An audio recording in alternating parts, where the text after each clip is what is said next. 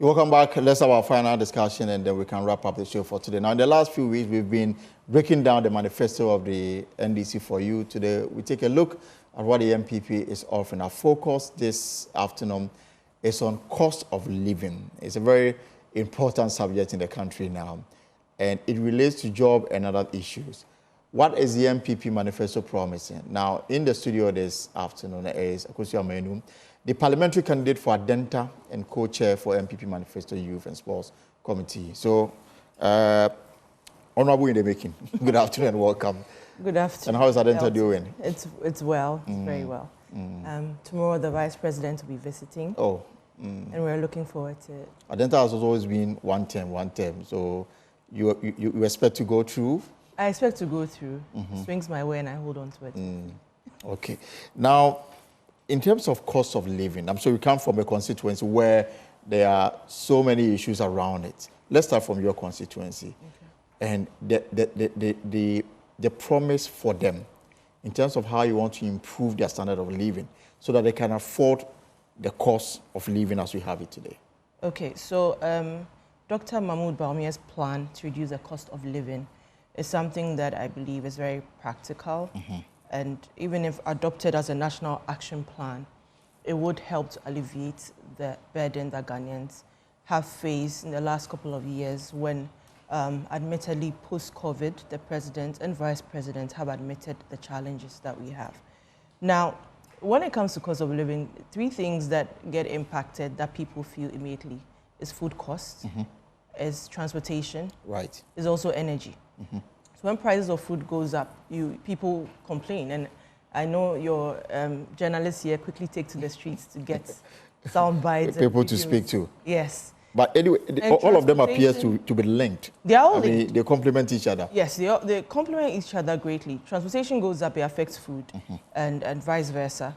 Now, as far as cost of living goes, when it comes to food, in the manifesto, the vice president captured stabilizing foods produced locally.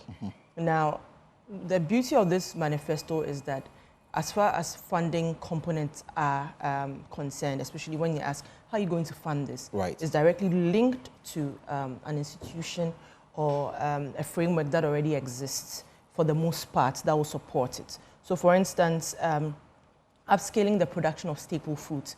We've seen perennial shortages of staple foods like tomatoes, sometimes plantain. I know the plantain wars happened with people making all sorts of comparison. The former agric minister, when he made that intervention of sending food produce when he actually set up a market at the ministry. Yes, and we saw the stark difference in pricing. So upscaling the production of staple foods, as well as preserving staple foods, investing in it, meat, poultry, fish products. Fish is not exempt. We see the prices go up all through the year. However, if we invest in the preservation, it would mean a constant supply all year through. Now, this guarantees from Development Bank Ghana, as well as Ghana incentive-based risk sharing system called GESAL. When you go on their website, you realize that their focus is on reducing the risk of agricultural business. So it's not something that is not that doesn't exist. It's actually there. They've already spent close to 1.2 billion cedis on agri businesses and helped over 137 businesses already. So it's something that would go a long way to impact that. Then reducing the cost of public transportation, like we said, the introduction of e-vehicles. Perhaps maybe a little longer on the food. Okay. Before we get to transportation, perhaps, and then energy as well. So food, you know, some of the things you can control. Some it is beyond you. Some are natural occurrence. Now we are having issues with the dry spell. It is a natural occurrence that resulted in scarcity of food in the north. So how do you deal with such things? Are there plans to say, let us construct these interventions to store when we have them in abundance? And then in terms of, in the lean season, we can rely on that. So the beauty of technology is having to, especially with agriculture, is having to have produce all year round. If you have greenhouses, for instance, where you are farming even off-season. Right. So it is not impossible. there have actually been a number of farms that have already been onboarded. But we are looking at upscaling it on a larger scale. It also means that warehouses will come on board to store produce. And we'll have to ensure that between, for instance, the conversation about tomatoes, for instance, people say, you know what, let us have it. We even freeze it, and it's still good to consume. So it is possible to actually do this and to reduce the cost of. And then your opponent said, I'll set up farmers center. You're in terms of helping farmers with whatever they need so that they can produce and produce more, because it all ties down in the issue of food security. I don't know how your approach is. The stark difference between us and them is that, especially with this manifesto, where the support will come from is clearly outlined. So Development Bank and the Ghana Incentive-based risk-sharing system that I spoke to you about. So it is not like we are pulling things out of thin air. It's upscaling. Why? Because we already rolled out Planting for Food and Jobs. Right. We've assessed its challenges. The current Minister for Agric, Brian Champong, a very amazing young man, has done so well in taking it up to Planting for Food and Jobs Part 2. Part 2. And we are seeing the impact of it. In the last few years, Ghana has been the biggest exporter of yams. So it is possible for staples to be grown in abundance all year round. So we've seen evidence of it already. So I believe that based on what is captured, we will ensure that we commit. Now let's talk about transportation. Yes. Public transportation. Yes. Now public transportation, we've seen the agitations, especially when prices of fuel goes up. Yes. But even so, there's a need to pivot from fuel sources to modern technology. So for instance, supporting electric vehicles.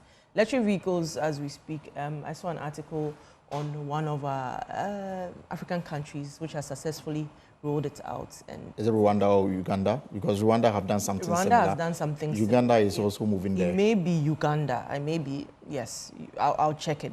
Now, for instance, also continuing to expand the gold for oil policy, which was a very timely intervention to, mitigate the cost and the rise of fuel.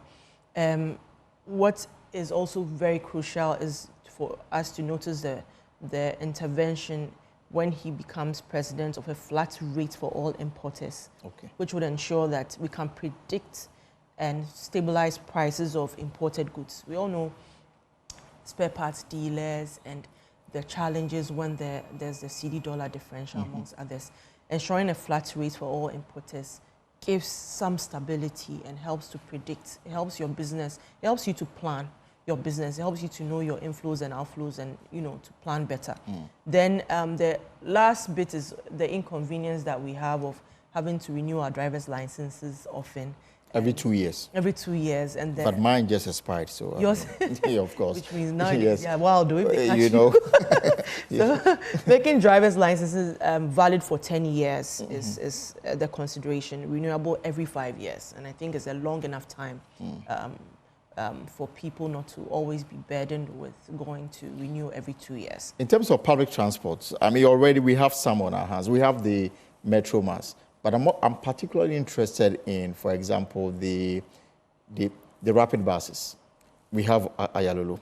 I remember when I was a parliamentary correspondent and Ayalolo was introduced, they picked MPs for a town ride. I was part of it. And then they lobbied the MPs to back a proposal for a bill that was on its way to Parliament. Okay.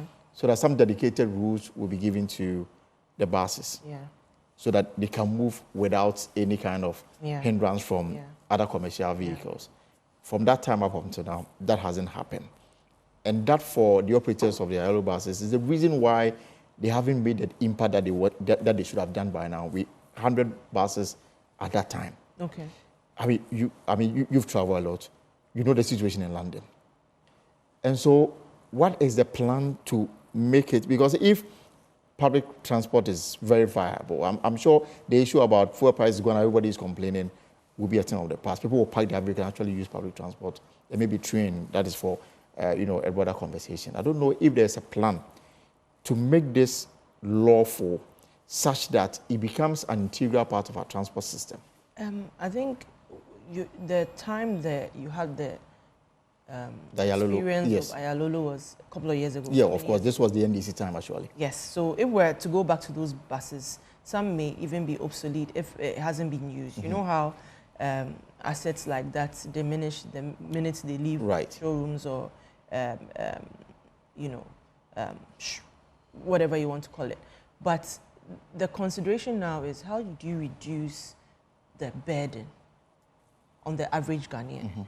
So one of the plans as far as energy is concerned is adding 2,000 megawatts of power to the grid, where we are looking at solar possibilities as well. So electric vehicles, when powered, doesn't necessarily run on fuel, which we have to either, buy sometimes to complement what we already have, and which adds to the cost of transportation. So then, e-vehicles makes it easier.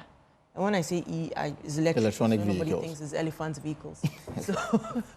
So e-vehicles, which would be considerably cheaper, would mean that the cost is cheaper. Even if it does replace Ayalolo, I believe it's better. Because one, we are also moving to a point where we have to reduce our energy bypass or, as far as emissions are concerned, exactly. So that is pivoting towards something that is greener, for one, and then cheaper for the consumer.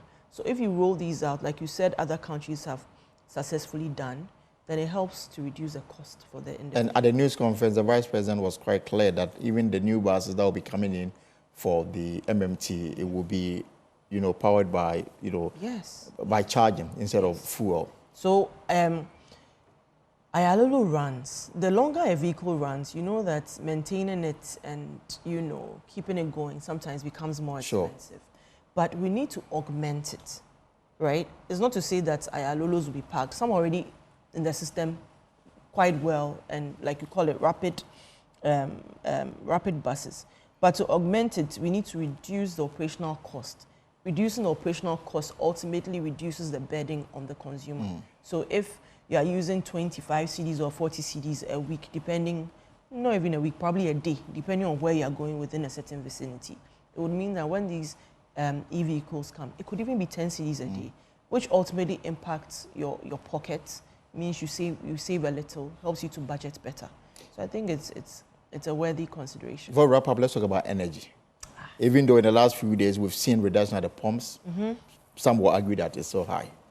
Yes, energy is pretty high, but I was doing a quick check with neighboring countries, and I think that we are still significantly lower. So fuel is cheaper in Ghana than in Ivory Coast. Even though I remember at a point people said, oh, Ivory Coast is cheaper than Ghana. But the gold for oil policy made it easier for us to come to where we are now. But plans to reduce the cost of living, like I said, is bringing on stream 2,000 megawatts of solar power.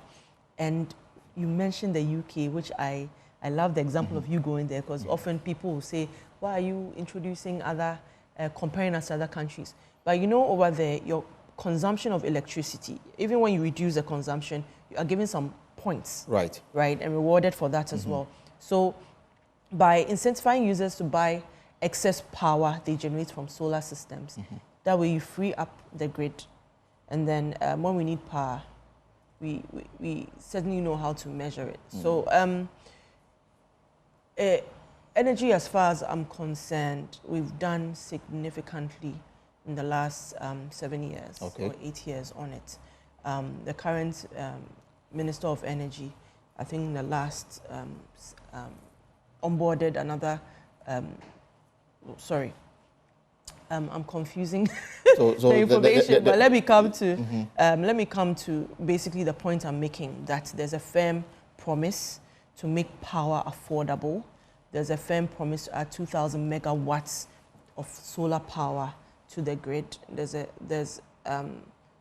need for people to also pivot from the main grid to look at solar sources. And I believe many people are actually doing that in some homes. It's not to say that it's a very cheap especially getting it. I mean, getting the infrastructure done is quite expensive. Quite expensive. But ultimately, once you get it done, they realize the impact easily on. Before I let you go, as you speak to Ghanaians, I mean, going to the manifesto, and you've been in power for close to 8 years now, and you are seeking to stay in power.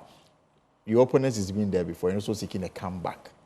Why should Ghanaians stay with the NPP, despite all the challenges that we've seen? So my thing is, when assessing the viability or the integrity of candidates and their manifestos, Ghanaians look at what you say you would do and then vote. What you have done. That's what, yes, and what you've done. In the year 2008, by the time NPP won by Kufuor, former President Kufuor was leaving power, we could count policies like free maternal health care, school feeding program, health insurance, amongst others, which impacted a lot of Ghanaians. They were policies. By the time the former president, who is now seeking to come back into power, left in 2016, there was not a single policy or single overarching social intervention by them. Fast forward, Nana Addo Dankwa Akufo-Addo comes with a promise of free SHS, amongst others, and he delivers on the promise with 5 million plus beneficiaries, which is impact. Now, on the same assessment of our manifesto, I believe you in this very studios assessed our 2016 manifesto, and by 2020, when we're going to the polls, you gave, it was across board, 74 to 75% achievement of what we said we had done. This was the media vetting us. So based on that, as compared to somebody who had 280 promises or so and only did 26, which is less than 10%, I believe comparing 75% to 10% is clearly a non-starter. So we have to look at the things we said in the context of the challenges that both parties faced. One didn't have any global challenges, didn't have once in 100 years pandemic, didn't have a war that had its ramifications in developing countries, compared to the NPP, hit by a once in 100-year pandemic, hit by the challenges of a Russian-Ukraine war. No matter what we say or do, these issues hit us terribly.